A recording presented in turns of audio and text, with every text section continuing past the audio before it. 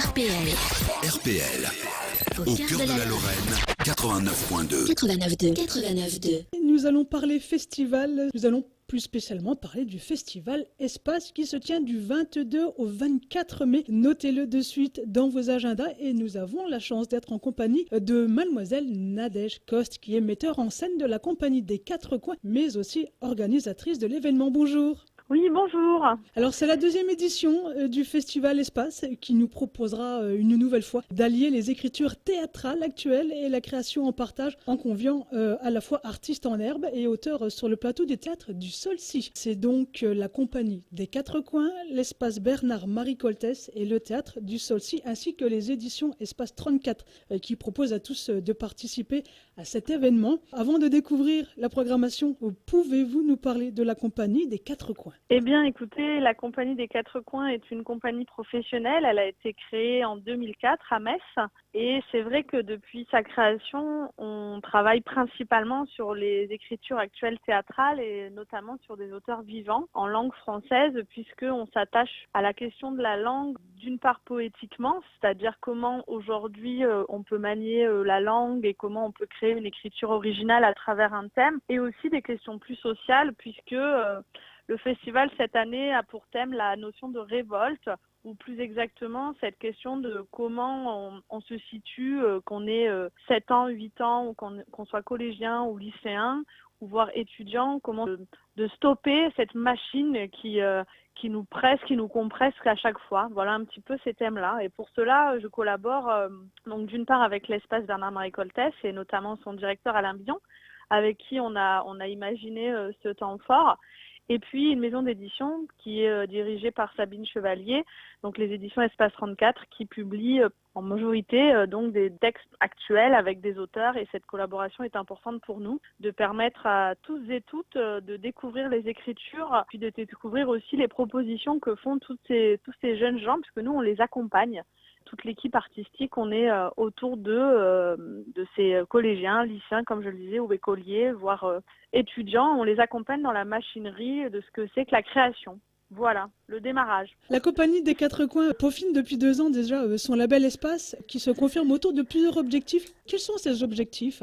Voilà, donc les objectifs, j'ai commencé à y venir, c'est vraiment pour nous, on n'est pas des intervenants, c'est-à-dire quand je dis nous, c'est qu'il y a, nous sommes 3 metteurs en scène, il y a une scénographe, il y a des techniciens, il y a donc les auteurs qui ont rencontré les différents groupes qui vont présenter leur spectacle. Et le principe, c'est que on vient pour accompagner cette jeunesse dans la fabrication d'un projet, et c'est à partir d'eux, et on les emmène en tout cas dans une esthétique qui est la nôtre. Et aussi cette notion de partage, elle vient aussi du fait qu'il y a un décor qui est conçu par Joanie Rancier, qui est la scénographe, avec les différents ateliers. Et le décor est commun, c'est-à-dire que tous les ateliers, tous les projets vont se présenter autour d'une scénographie qui est commune et qui est donc collective. Et c'est vrai que le collectif, cette notion-là, elle est essentielle pour nous parce que c'est ensemble qu'on crée de l'échange. Et ce travail, ce projet que l'on mène dans Espace, dans ce label, va nous permettre ensuite à nous, professionnels et artistes, de concevoir des spectacles qui, là, pour le coup, seront 100% professionnel. C'est pour ça que vraiment cette notion de partage est au centre du festival. Et donc c'est pour ça qu'on invite aussi les auteurs à partager d'où ça part en fait ce désir d'écriture et comment ensuite il est donné aux enfants et aux collégiens, etc., à la jeunesse. Comment ce désir il est poursuivi et on espère qu'il va être encore poursuivi après lors de la représentation, puisqu'il y a aussi ce rendez-vous important avec le public. On espère en tout cas qu'il sera présent. Voilà, le 22, 23, 24 mai. Tout le monde va travailler en symbiose, quoi. C'est ça. Voilà. L'idée, c'est on soit en symbiose et qu'on soit porté par une envie, voilà, de questionner notre société, de questionner notre monde. Et c'est pas forcément des questionnements tristes ou graves ou noirs. Bien au contraire, on peut faire une comédie, ça peut être une fable. Je veux dire, c'est pas forcément des choses complexes, parce que c'est vrai aussi que les écritures actuelles ou le théâtre contemporain parfois paraît pas pour soi. Des fois, on entend souvent, en tout cas nous, quand on rencontre le public, que le théâtre contemporain c'est ennuyeux. Donc nous, on veut aussi briser les barrières et faire comprendre au public, en tout cas leur montrer que non, c'est joyeux, que c'est une fête et que ça leur appartient en fait et que ça fait partie de leur culture, notre culture commune à tous, quoi. Alors l'année dernière, ce fut 95% des festivaliers qui ont participé à cette programmation. Oui. Vous allez tenter de battre battre ce joli score cette année? Bah oui, en tout cas on espère. En tout cas on espère surtout pour les jeunes gens qui ont passé l'année à travailler dessus. Et on espère vraiment que oui, que cette seconde édition, on va remplir. Alors je sais pas si on va atteindre les 100%, mais en tout cas qu'on soit pas en dessous. Et puis surtout donner envie aux gens de lire, de découvrir d'autres pièces, de se rendre au théâtre beaucoup plus. Voilà, on espère vraiment que l'étincelle qu'on propose, ça soit qu'il y ait un feu d'artifice ensuite bien plus grand, quoi, que ça nous dépasse peut-être. En tout cas que le désir de lire, d'aller au théâtre continue, d'en pratiquer et surtout d'être pas seulement l'interprète, puisqu'il est question aussi du décor. Donc il y a d'autres corps de métier où il est question de l'écriture. Donc que le théâtre, c'est pas seulement celui qui est sur le plateau, mais il y a tout autour, toute cette machinerie qui est importante. En tout cas, c'est comme ça qu'on fédère aussi ce projet-là et tous ces jeunes gens avec nous, quoi. Alors le but de ce festival est-il de faire découvrir le monde théâtral ou d'approfondir une passion déjà présente, ou voire peut-être même les deux, pour ces festivaliers? Justement, qui sont tous ces festivaliers? Alors, en tout cas, l'objectif, c'est d'une part de faire découvrir un projet autour d'un collège ou d'un lycée ou d'une école ou de l'université. Donc, de personnes qui se sont investies tout au long de l'année, que ce soit par l'écriture, la scénographie, ou l'interprétation. L'année dernière, il y avait aussi la composition musicale. Et l'idée, c'est d'être à la rencontre avec leur famille, d'une part, celle des autres, puisqu'on assiste à chaque fois à 2 spectacles. Et puis, il y a aussi des gens qui sont habitués de l'espace Bernard-Marie Coltès, qui sont habitués à aller au théâtre, qui sont aussi ces festivaliers. L'idée, c'est de s'ouvrir au maximum de monde. Et il y a des personnes aussi qui ont des enfants qui viennent assister à ces spectacles parce que c'est intéressant de voir en tant qu'enfant d'assister à un spectacle qui est interprété par d'autres enfants. En tout cas, on est très ouverts. Il y a même des professionnels qui viennent parce que ça les intéresse d'entendre sur le plateau des textes actuels, parce que parfois on n'a pas l'occasion de les entendre, de les voir éprouver sur le plateau. Et puis d'autant plus que là, on est face à des groupes des fois qui dépassent une vingtaine d'interprètes, donc ça c'est fort intéressant aussi. C'est pas tous les jours qu'on peut assister à un spectacle avec plus de 20 comédiens sur le plateau. Donc voilà un petit peu. Donc les festivaliers sont très divers, et on en est très contents. Voilà. Et c'est vraiment ouvert à tout le monde, on le rappelle. Ah oui. Voilà, à tout partir le monde. de 7-8 ans jusqu'à ce que tout le monde peut venir y assister au spectacle. C'est vraiment puisque les projets démarrent de l'école primaire jusqu'à l'université. Oui. Donc c'est intergénérationnel et c'était important, en tout cas aussi pour nous dans notre approche de brasser un petit peu tous les âges, toute cette jeunesse. C'est nécessaire. Alors n'oublions pas de préciser et même de repréciser que ce festival a un thème. Tout à l'heure, vous l'avez dit, cette année, c'est la révolte. Quel était le thème en 2016 ? L'année dernière, c'était comment je me positionne moi dans le monde d'aujourd'hui et comment je pourrais le transformer. Donc on est toujours dans la même veine, parce que c'est une veine qui m'importe beaucoup en tant que metteur en scène. Cette question de comment on pourrait, parce que je crois qu'on en a tous envie, en plus le contexte actuel, on va pas rentrer dans ces discussions-là, mais c'est vrai qu'on a tous envie de changement, mais on sait pas comment faire. On sent qu'il y a quelque chose qui est un petit peu fatigué dans le système ou dans cette machine, comme je le disais tout à l'heure, précédemment, qui accélère, qui fait qu'on n'a jamais le temps de rien. La thématique, en tout cas, qui va poursuivre d'ailleurs la saison suivante, c'est vraiment cette mise en pause. Et surtout, je me suis rendu compte que c'est pas parce qu'on a 5 ans ou qu'on en a 8 qu'on n'a pas un mot à dire sur le monde d'aujourd'hui. C'est pas parce qu'on est collégien qu'on n'a pas encore la maturité pour. Et donc l'idée vraiment, c'est de leur permettre de s'exprimer à travers une parole, voire un accompagnement, puisqu'il y a quand même une pièce qui a été écrite par un groupe de collégiens. Donc c'est eux qui se sont exprimés et autour d'une notion du mur, de ce mur comme une frontière, en tout cas le mur qui nous cloisonne, qui nous enferme, et comment on peut les casser, on peut le casser, le fissurer, et c'est de cette révolte-là dont il est question. Voilà, donc toujours dans cette même veine. L'année dernière, on était sur comment je peux changer moi mon monde, donc que ce soit mon monde de collège ou mon monde de ma vie de lycéen. Aujourd'hui, c'est comment je peux casser ces murs, et puis peut-être à un moment donné, on va réussir à le transformer, ce monde dans lequel on vit tous, quoi.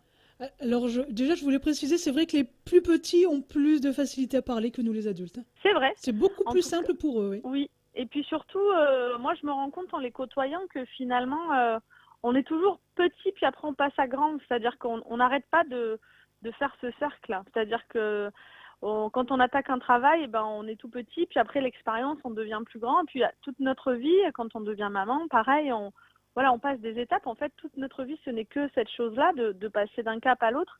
Et c'est vrai que les enfants, il y a une vérité aussi qui naît d'eux et une franchise que parfois nous adultes on ose moins. Et c'est vrai qu'aujourd'hui il y a cet endroit-là de pas oser franchir pousser ces murs parce qu'on ne sait pas ce qu'il y aura derrière aussi. Et que cette chose-là, ce mouvement dont on a tous envie, finalement, on n'arrive pas à se l'autoriser. Parce que le vide, l'inconnu nous fait peur. Et c'est de ça dont il est question, en tout cas. On n'y répond pas, en tout cas, avec tous ces spectacles. En tout cas, on propose des choses et on essaie de questionner ensemble, et puis de manière poétique et surtout ludique.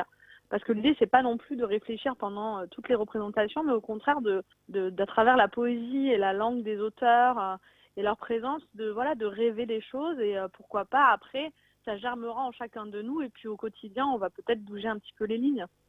Espérons. Espérons. Exactement. Alors, j'allais vous demander pourquoi avoir choisi le thème de la révolte cette année, mais je pense que la réponse que vous venez de nous donner va très bien aussi. Hein. Très bien, voilà. Très bien. Alors, le festival Le Espace 2e édition proposera des temps de découverte, de lecture, de représentation.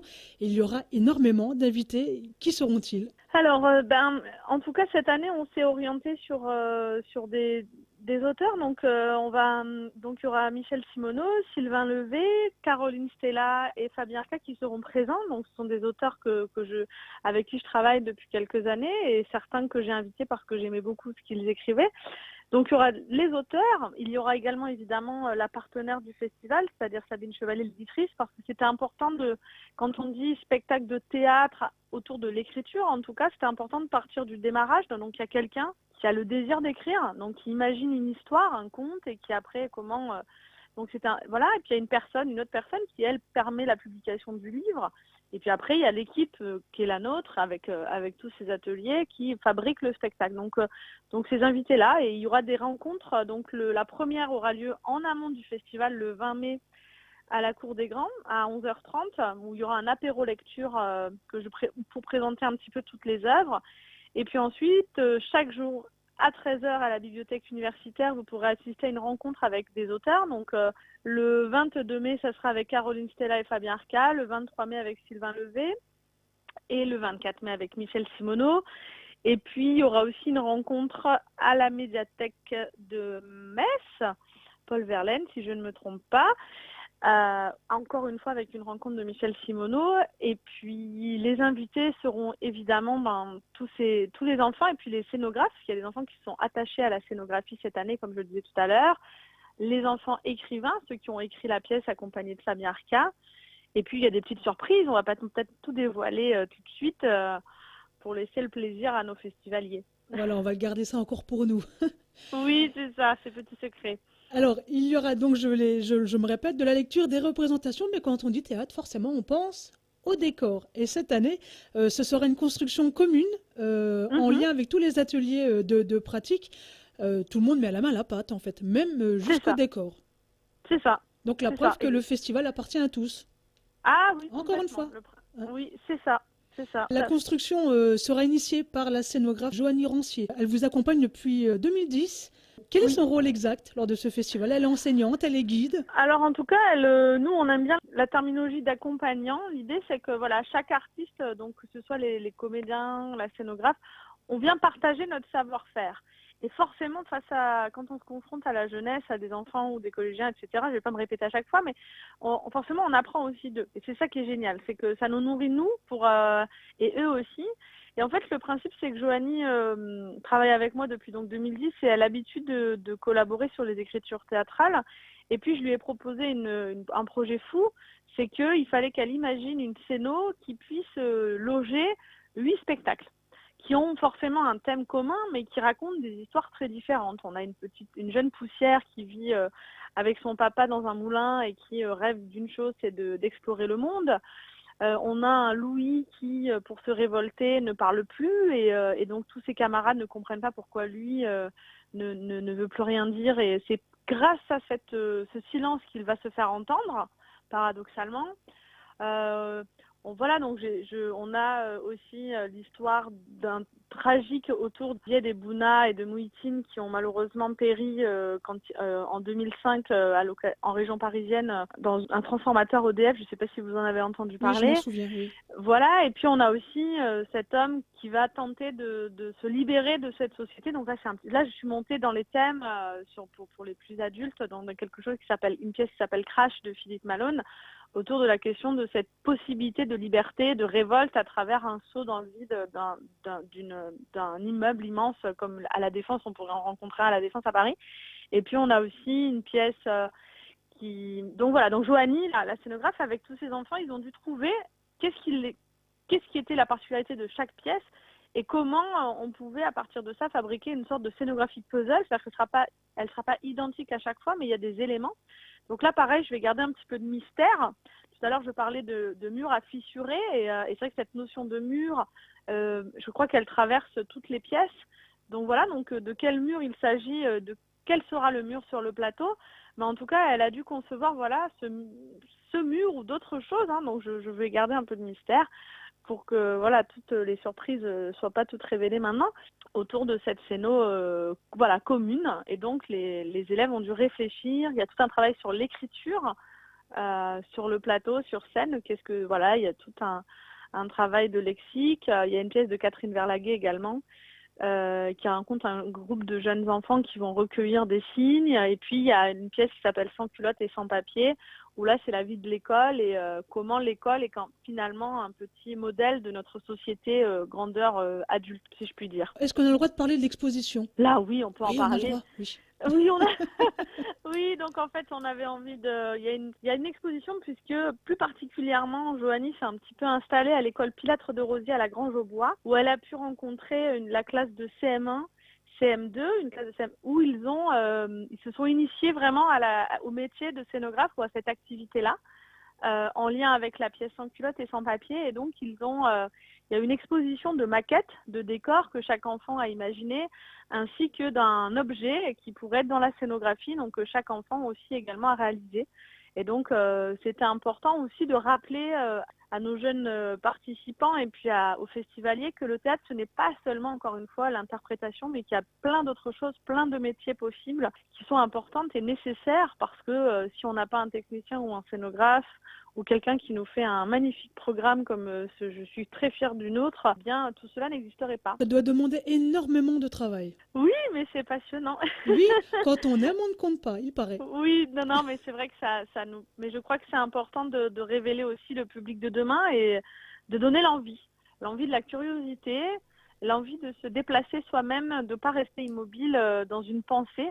En tout cas, je crois que le théâtre, il est nécessaire à cet endroit-là d'abord. Bien sûr, à la rêverie, au plaisir d'assister à un spectacle, mais je crois qu'il faut toujours provoquer la curiosité et de rester toujours en mouvement vis-à-vis de soi et vis-à-vis des autres et de ne pas s'enfermer. C'est un peu cela que va raconter le Festival Espace, ce désir, cette nécessité de briser les murs, les frontières, les facilités de penser. Voilà. J'allais dire justement à la réflexion aussi. C'est ça, et à la réflexion, c'est ça.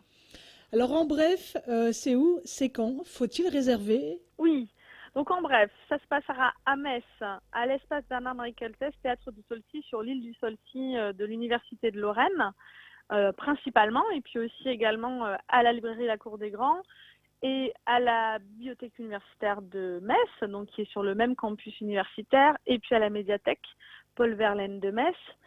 Ça se déroulera le 22, 23 et 24 mai. Principalement en fin de journée. La soirée est à 5 €, donc il y a plusieurs parties de soirée. Et puis vous pouvez réserver donc au 03 87 31 56 13 ou bien sur Théâtre du Solcy tout attaché en minuscule _du6 réservation @univ-lorraine.fr. Voilà. Et est-ce que l'on peut vous retrouver sur les réseaux sociaux, sur Facebook ou alors un site tout simplement? Bien sûr, on a donc la compagnie, c'est www.compagniedesquatrecoins.fr et puis sur Facebook, Compagnie des Quatre Coins, vous nous trouverez facilement. Et puis on va lancer de toute façon la campagne d'affichage et de promotion puisque notre programme va arriver d'ici demain ou peut-être qu'il est déjà là mais je ne suis pas encore au courant. Voilà, donc en se promenant à Metz, vous retrouverez toutes les informations également. Exactement. Et je tiens à préciser vraiment de remercier tous les établissements scolaires qui nous ont suivis dans cette aventure et évidemment également les tutelles. Et donc, parce que sans eux, sans la confiance des équipes pédagogiques, des enfants, des familles et puis aussi voilà des tutelles comme je le